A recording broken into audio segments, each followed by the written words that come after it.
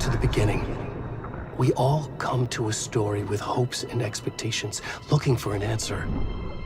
Sometimes it would be better to live with that hope without ever knowing the full story.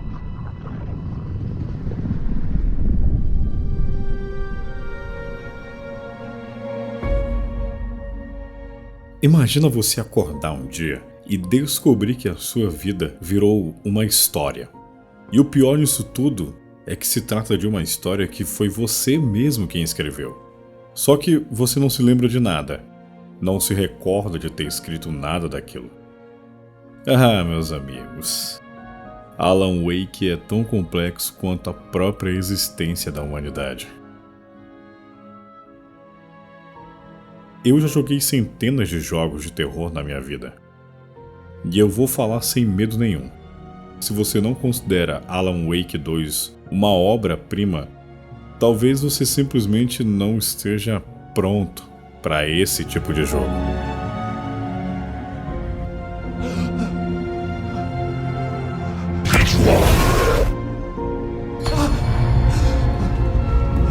Scratch filled me with dread.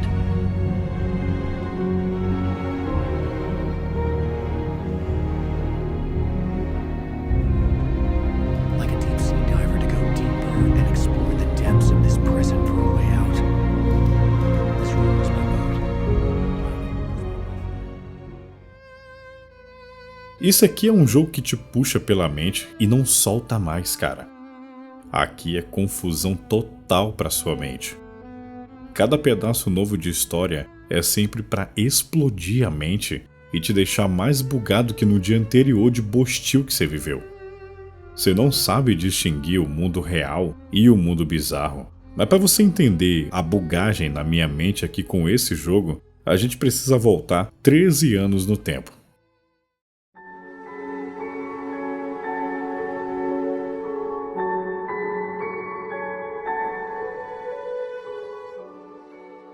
O Alan é um escritor famoso que vive na cidade de Nova York. Ele é um cara de muito sucesso no que faz, né? Escrever os romances policiais e publicar para ganhar uma grana. Só que tem um problema sério no meio disso aí.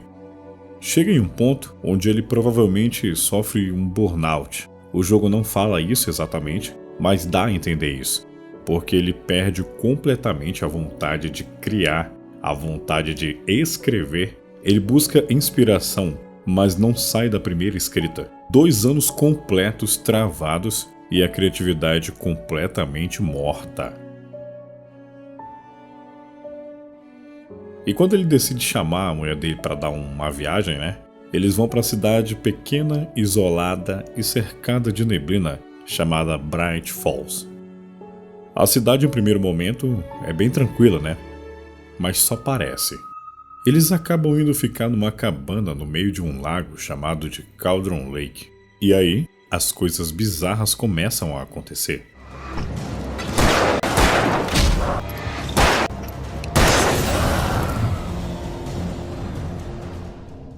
A mulher dele desaparece depois que cai no lago. O Alan pula atrás dela e quando ele acorda, já se passou 1 semana desde que aconteceu essa questão deles entrarem no lago.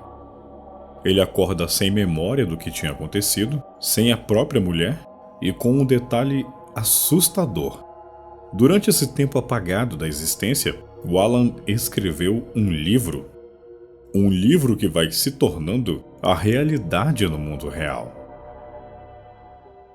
A primeira coisa que você tem que entender sobre a história desse jogo é que a cidadezinha Bright Falls, ela não é uma cidade comum, ela não funciona como o mundo real. Nesse lugar, as pessoas podem ser possuídas por uma escuridão bizarra e só tem uma forma de lutar contra isso: com a luz. Esse game inventa uma forma de survival horror que expande a ideia de sobrevivência comum que existe em jogos desse tipo, como o Resident Evil, onde você só precisa usar armas para derrotar os inimigos. Aqui, você precisa de luz para quebrar o escudo que a escuridão cria no hospedeiro para poder causar dano com arma de fogo. Sem a luz, para fazer essa parte, esquece, cara, arma nenhuma funciona. você é obrigado a usar a luz para combater os inimigos. E quanto mais o Alan avança nessa narrativa feita por ele mesmo, mais ele percebe uma coisa absurda: que a cidade reage ao que ele escreveu, que o lago responde à sua criatividade, que a história está mais viva do que ele jamais imaginou. Você entende que a história de terror desse jogo é criada por quem você mesmo está controlando? É como lutar contra você mesmo, um lado de carne lutando contra algo sobrenatural ao mesmo tempo, e saber que a sua mente é a origem de tudo aquilo ali.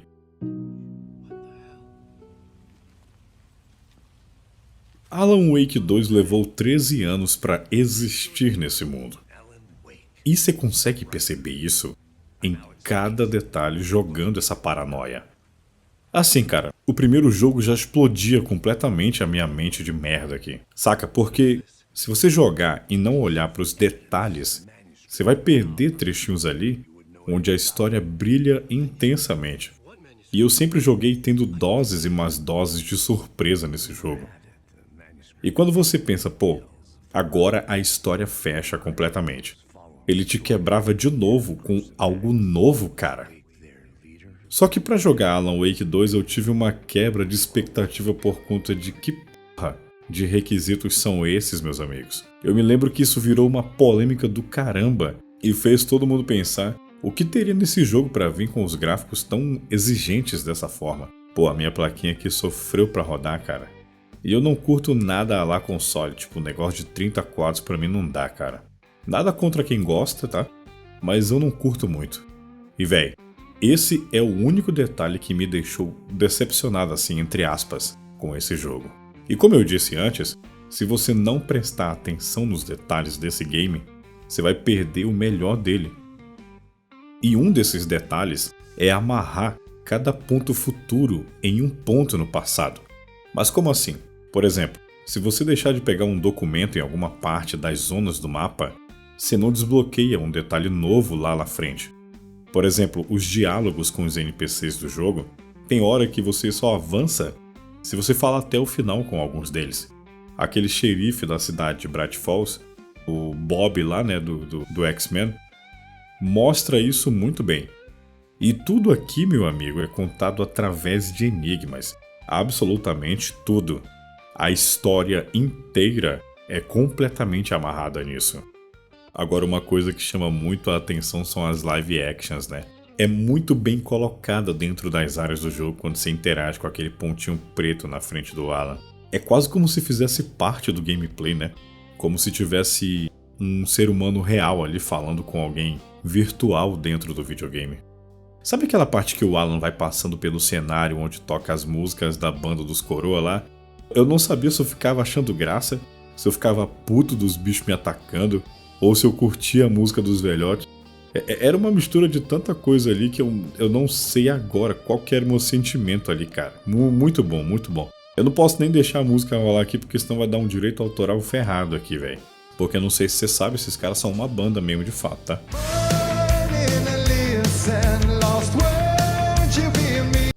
E a gente sabe que o talk show ali, né, que o Alan participa, que aparece no jogo, é a mente dele presa naquele passado que eu falei antes, de muito sucesso por conta das obras que ele mesmo criou.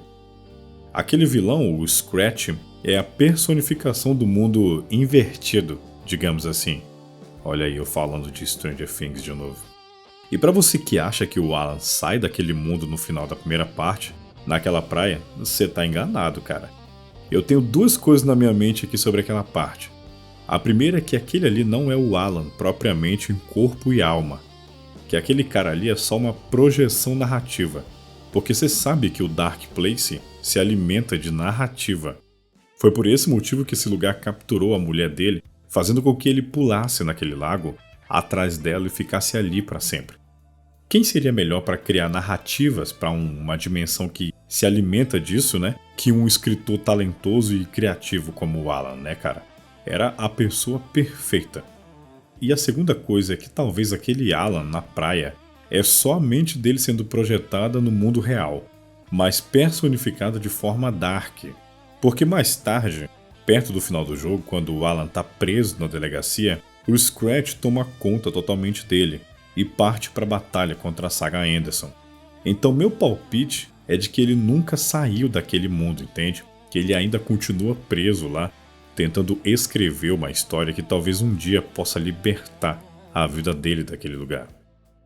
Na época que esse jogo foi lançado, eu juro a você que pensei que ele ganharia fácil o prêmio de melhor jogo, velho. Isso era um jogo que a gente não via todo dia, né? Só que ele foi criticado por uma fanfic que não entende esse tipo de obra. Ele é bem amarradinho, sabe? Não dá espaço para pontas soltas. O que é muito bom, né? Mas pra fandom de videogame que vota nesses jogos do ano aí, esse jogo foi uma merda e que não merece nada.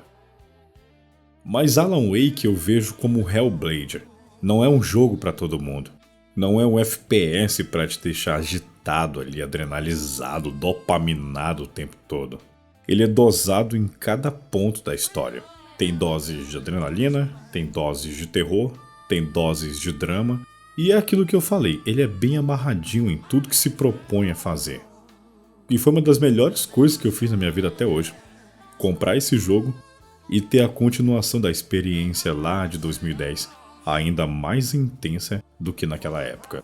E o melhor de tudo é que o final ficou aberto, né, cara? Deixando aquele gostinho de quero mais pra uma continuação. É isso, cara. Comenta aí embaixo se você jogou, se você gostou que nem eu. Se não gostou, comenta aí. Aqui foi Eliezeira e até o próximo vídeo.